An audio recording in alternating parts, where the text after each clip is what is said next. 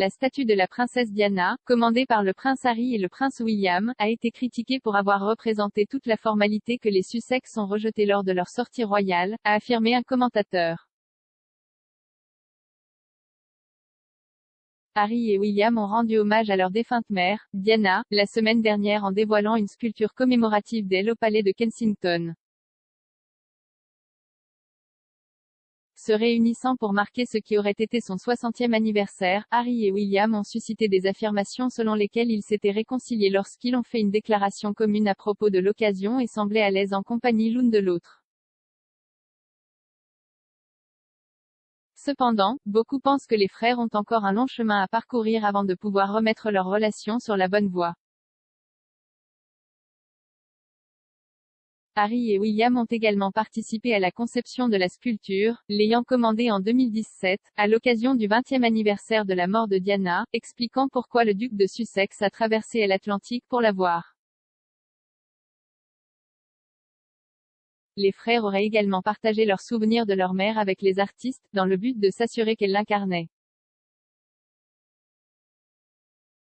Cependant, le critique Jonathan Jones a critiqué la sculpture en bronze dans une critique cinglante pour The Guardian et a souligné l'ironie du rôle de Harry dans celle-ci. Il a déclaré, peut-être même pas pour les croyants les plus sincères de Diana, car le symbolisme émotif du groupe de statues est miné par son horreur esthétique. Dans le style, il respire le genre de répression et de formalité que Harry a prétendu rejeter. Harry et Meghan se sont séparés de la firme l'année dernière, dans laquelle ils ont depuis déclaré s'être sentis « piégés », afin de pouvoir opérer loin du célèbre système rigide du palais.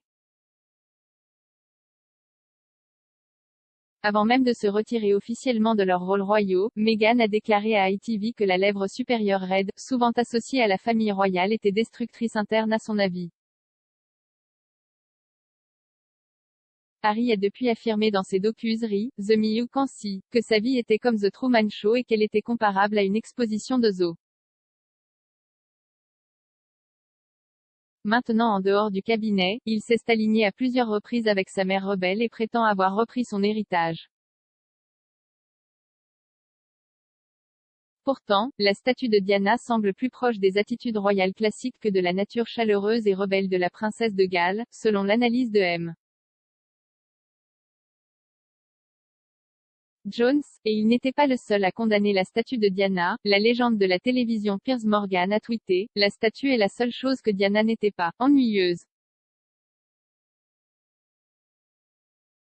Le critique John MacDonald a également écrit dans The Sydney Morning Herald que les sculptures en bronze sont plus adaptées à l'ère victorienne que les figures modernes de statues mondiales comme Diana.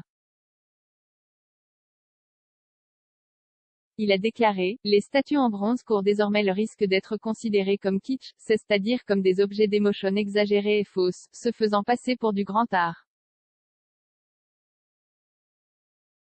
Le sculpteur Ian Rank Broadley a navigué dangereusement près des vents avec une image d'une Diana à l'air plutôt sévère entourée d'un trio anonyme et multiculturel de petits-enfants.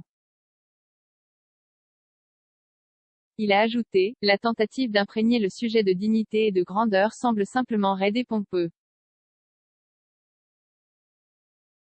D'autres ont remis en question le style des vêtements que portait Diana, le positionnement des trois jeunes enfants et la ressemblance générale de la sculpture avec la défunte princesse de Galles. Écrivant dans The Evening Standard, le commentateur David Ellis a déclaré, Rank Broadley lui a sucé la vie, elle se tient lourdement, dans ses vêtements les plus ternes, les statues ne doivent pas porter de ceinture. Il a ajouté, compte tenu de l'héritage lionisé de Diana, ne méritait-elle pas d'avoir quelque chose de plus excitant, stimulant et percutant qu'une goutte de bronze terne qui ressemble terriblement à une figurine Hornby agrandie pour le monde réel? Cependant, certains membres du public ont déclaré que la statue était une belle œuvre et un hommage approprié à Diana. Le palais de Kensington a déclaré que la sculpture reflétait la chaleur, l'élégance et l'énergie de Diana, et dans leur déclaration, les frères ont rendu hommage aux artistes. Il disait « Merci à Ian Rank Broadley, P.I.P. Morrison et leurs équipes pour leur travail exceptionnel, aux amis et aux donateurs qui ont contribué à ce que cela se produise, et à tous ceux dans le monde qui gardent la mémoire de notre mère vivante.